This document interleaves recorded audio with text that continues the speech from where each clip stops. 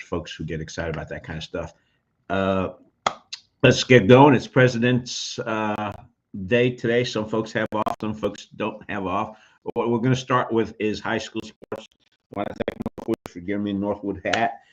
If anyone from Chatham Central, Matthews, Woods, who would I forget? Oh, Seaforth wants to send me a hat. That's fine. P.O. Box 520, Pittsburgh 27312. I'll take it and we will wear it and represent. Let's start off with where are the girls, Chatham County girls, and this is all the schools, charter schools, and Chatham County school systems. Game time is tomorrow. I think most games will start at 6:37. Don't have all the times yet. We'll have those by tomorrow morning. But let's start off with the girls in 1A competition. Number 5, Chatham Central is hosting number 28, Warren County. Again, the higher seed for the first few rounds hosts the lower seed team. So Chatham Central will be playing over in Silas City, playing Warren County. Number 9, Chatham's. Oh, I'm sorry, that was Chatham Charter. Chatham Charter will host Warren County, and right below that, I have number 9, Chatham Central will host 24 Voyager Academy Voyagers over from the Triangle area. They're hosting here in Chatham County.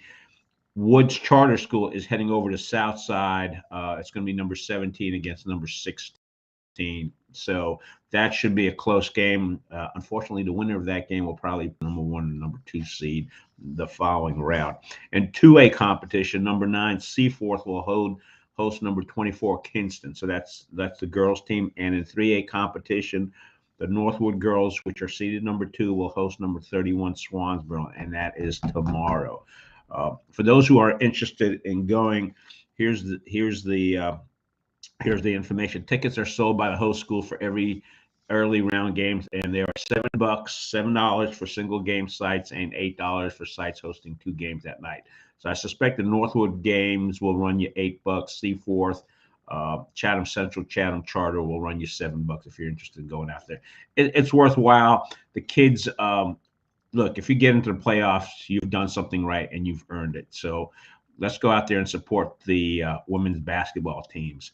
Now, turning to the guys, let's see what's going on with the guys. In the first 1A first round competition, Chatham Charter hosts Gates County. Neat thing about this is Chatham Charter is seeded at number 1, Gates County's number 2. The winner of that game will play the winner of the 16-17 game, which is Jones Senior versus 17, which is Northwest Halifax. Also coming up, number 10, Chatham Central hosts number 23, Bertie. Winner of that game will play the winner of number 7, Pender versus number 26, Rosewood. So that's what's going on in the 1A competition. In the 2A competition, Seaforth's playing, but they're playing away. It's going to be number 6, Goldsboro hosting number 27, Seaforth. Winner of that game will play number 11, the winner of the number 11, Lewisburg versus number 22, Princeton game. And in 3A competition, number 6, Northwood will host number 27, Havelock. Those are you aware, Northwood's gone up in Havelock in football, but this time they're going to go up against them in basketball. And the winner of that game will play the winner of the number 11 West Brunswick versus number 22 Westover game. So that's your rundown. If you don't remember all the stuff I threw on you, just go to chathamjournal.com. We've got 2 articles, one on the girls, one on the boys. You can see with the rounds, and we also have all the first round games listed out for both the East and the West. The Chatham County schools all fall on the east side, depending which side you're looking at my hands. And so you'll be able to get a good feel as to not only what Chatham County is playing. I didn't list any 4A games because we don't have any 4A schools in our county. Let's go ahead and take a look at what's going on in the Chatham Chatlist this morning. We've got some information on someone asked a question, hey, who would you recommend for dog boarding and cats as well? Petsboro Room and Groom person has kept their pet there and has been happy with it, so they did a nice write-up on that. We got the George Moses Horton Color Run and Walk on Saturday, April 2nd. There's some corrections and update on that. They're also looking for banner sponsors, so if you're interested in supporting that effort, you can take that a look on that on the Chatham Chatlist. If you haven't subscribed, let me bring that up real quick so you would know what to do. It's free. The Chatham Chatlist is a free service. And let me bring up the right banner here. All you have to do to subscribe is send an email to chatlist@bellsouth.net with the word subscribe in the header, and we'll get you set up for that. Every Monday through Saturday, you get a chat list in your mailbox. We try to get those out by 8 o'clock in the morning. And also on Fridays, remember, it's classified Fridays. If you want to have someone sell or you offer a service, you can send it anytime and during the week. But please note that we do hold on to it and publish those on Fridays. So if you send something in on Monday, don't email us on Tuesday. Say, hey, how come my classified isn't there? Because it's not going to be there till Friday. We also have someone write on their experience about Sam's cell repair service. There were some pros and cons. You can take a look at that. We've got the trees along the river, some creative writing. And then what we're also doing is we're looking for your thoughts. In the Chatham News and Record online story on Monday evening's Chatham County School Board meeting, the reporter Hannah McClellan noted some comments. Let me just read this for you. Board policies allow every speaker 3 minutes to talk. 16 people signed up to speak Monday, led by moms of students. Those against the mask mandate cited social and emotional harm to children, difficulty breathing. Several speakers seem to allude to the "I can't breathe" refrain used to protest police brutality following George Floyd's murder and the handicapping of our children due to required mask wearing. Most speakers on Monday were white, reflecting national trends regarding mostly white anti-mask protests. A July Rand Corp survey found that 2/3 or more of the Black, Hispanic, and Asian parents said they needed school mask mandates to feel safe sending their children to school, compared to 1/3 of white parents. Interesting thing on that survey, if you go to that survey was conducted last July. I think there were about 3,000 folks they surveyed. Out of that survey portion, there's actually an interesting note in the footnotes. Take a look at it and look at it yourself, and you can provide your thoughts as to that that take on what happened on Monday night's meeting. Also, there's a link there. You can take a look. We've got a live stream that got recorded on the Chatham Journal Facebook page. Take a look at it and decide for yourself.